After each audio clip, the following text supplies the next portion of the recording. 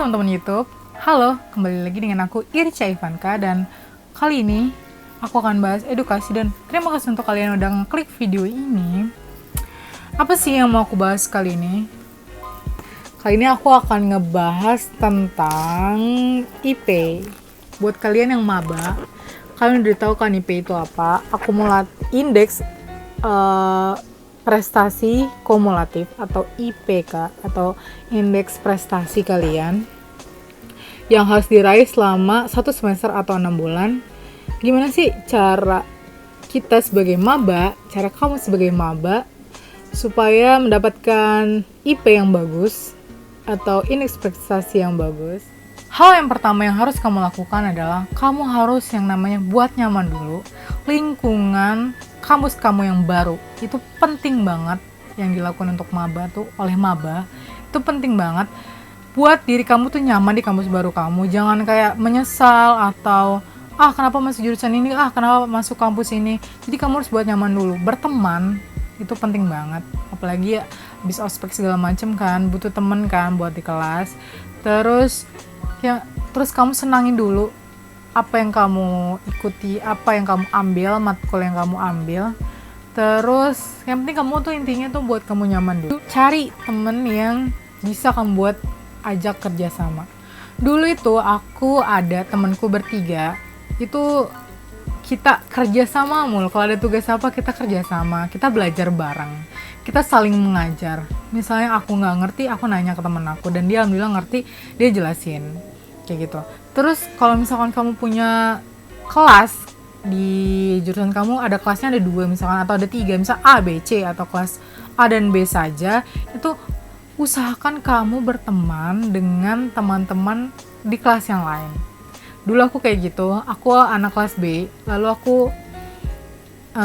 berteman dengan anak kelas A, lalu kelas C. Jadi kita bertukar-tukar informasi dalam pelajaran tersebut. Itu tips yang paling ampuh sih, berteman ya, bekerja sama sekaligus berteman gitu. Jadi kamu bisa meraih dua-duanya, punya teman lalu prestasi kamu bagus gitu. Jadi jangan lupa cari teman di kelas sebelah. Tips next dari aku, kamu pasti punya dong temen yang kayak kamu mark gitu loh, kayak wah ini dia nih yang harus aku kalahin. Jadi ada temen yang buat kita tuh bersaing gitu, punya rasa bersaing kita tuh muncul gitu. Misal ada aku di kelas aku tuh dulu ada seseorang lah gitu kan, kayak aku harus banget ngalahin dia. Wah dia kok begini ya, jadi diri aku terpacu gitu, aku harus kayak dia, aku harus ngalahin dia, aku harus bisa kayak dia gitu. Kayak dia misalkan maju ke depan atau dia udah ngerjain tugas, kayak aku, wah kok aku kalah sih dari dia gitu. Kamu harus cari temen kayak gitu. Buat apa? Bukan buat jelek ya, buat jadiin motivasi buat diri kamu bisa kayak dia. Dia aja bisa, kenapa kita enggak gitu. Buat anak-anak maba atau anak-anak kuliah tuh, tugas tuh penting banget ya. Jangan sampai kita tuh nge-skip tugas.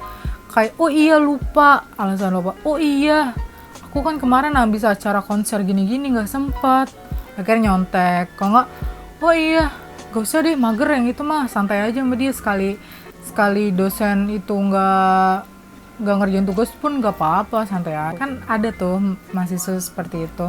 Terus nggak on time, udahlah santai guys, santai santuy. Kalau kalian nonton aku, jangan kayak gitu ya. Kita sebagai maba, kita kan maba ya, atau sebagai mahasiswa, kita yang harus rajin, kita harus ngumpulin tugas tepat waktu. Demi apa? Demi nilai kamu juga, dan demi ilmu yang kamu dapat juga gitu.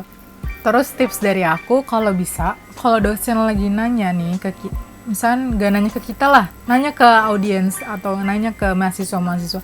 Jadi bagaimana menurut Anda bla bla bla. Usaha ini kamu sebagai maba aktif, tunjuk tangan. Oh Pak, menurut saya gini. Dulu sih aku gitu. Jadi kalau misalnya ada dosen yang nanya, bagaimana gini. Pak, saya ingin menjawab, Pak izin menjawab, saya ingin memberikan tambahan kayak gitu, boleh. Jadi dosen tuh menandai gitu, oh kamu orangnya rajin ya, oh kamu aktif gitu. Itu tips buat. Terus juga kalau misalnya dosen kamu nyuruh maju, atau Siapa yang mau ngerjain tugas ini di depan? Siapa yang mau jadi contoh? Atau siapa yang berani ngerjain tugas di depan? Atau siapa yang mau nolong saya menjelaskan ini? Usahakan kamu nunjuk tangan. Dan jangan lupa, jangan asal-asalan juga kamu jelasinnya. Jadi kamu harus pelajarin dulu materinya. Kuasai materi itu penting ya teman-teman. Jadi saat kamu tunjuk tangan, kamu menjelaskannya dengan baik. Jangan asal tunjuk tangan, Bu saya ternyata pas depan nggak tahu Bu, saya cuma tunjuk tangan doang. Jangan kayak gitu juga ya guys. Jadi kamu tunjuk tangan, kamu punya ilmunya juga yang untuk dibagikan gitu. Kamu sebagai maba jangan sampai absen, jangan namanya titip absen. Kalau dulu aku kuliah tuh TA, titip absen atau tipsen gitu, janganlah. Namanya juga maba, masa udah maba masih maba udah berani tipsen, janganlah. Soalnya absen tuh juga mempengaruhi. Aku ada cerita begini guys, kan IP aku segitu ya, itu ada yang jelek kan, ada yang B+. Kamu tahu kenapa? Karena aku absen. Waktu itu hujan deras di Malang. Terus buat aku tuh mager gitu. Aduh, mager banget sih kuliah gitu kan. Dan itu aku maba loh. Berani-beraninya padahal emang udah agak-agak mau UAS gitu, udah mulai semester 2 kan. Tuh mager gitu. Mager banget masuk kuliah. Yaudahlah, tipsen aja. Kalau nggak masuk kuliah, bolos sekali nggak apa-apa. Ternyata dosen tersebut melihat absen kita buat IP yang tadinya aku harusnya A dan teman-teman aku biasanya A semua, gara-gara aku mager masuk, gara-gara hujan. Terus ada teman aku yang tipsen terus dia ketahuan jadi B+, mengurangi nilai kita. Itu belum merugi banget kan, yang harusnya kita mendapatkan nilai yang sempurna itu A, tapi gara-gara kecerobohan dan kemalasan kita sebagai maba, udah mulai aduh mager nih, udah akhir semester ini nggak usah masuk lah gitu. Jangan seperti itu ya guys, jangan ditiru, jangan seperti itu. Nah, kalau misalnya di kuliah ini sama sih seperti SMA, nilai UAS dan UTS tuh jadi bobot terbesar untuk penilaian atau penentu IP kita kan. Jadi usahakan UTS kamu dan UAS kamu tuh bagus. Dengan apa? Dengan mempersiapkan materi dengan matang. Jadi kalau bisa kamu tuh belajar mati-matian gitu sebelumnya. Jangan pas UAS UTS kamu baru belajar, itu mah udah telat guys. Oke, jangan sampai nilai UTS dan UAS kamu jelek. Nah, di kuliah itu guys, sebagai informasi untuk kalian, mengedepankan keaktifan dari mahasiswanya. Jadi dosen ini cuma sebagai fasilitator dan juga penilai. Jadi dosen tuh nggak ikut andil dalam pembelajaran kita, dia cuma sebagai fasilitator atau media saja dalam pembelajaran. Jadi kita yang aktif, kita yang bertanya, kita yang mendiskusikan, kita yang kalau misalkan ada sesuatu yang janggal, kita yang menyanggah, seperti itu.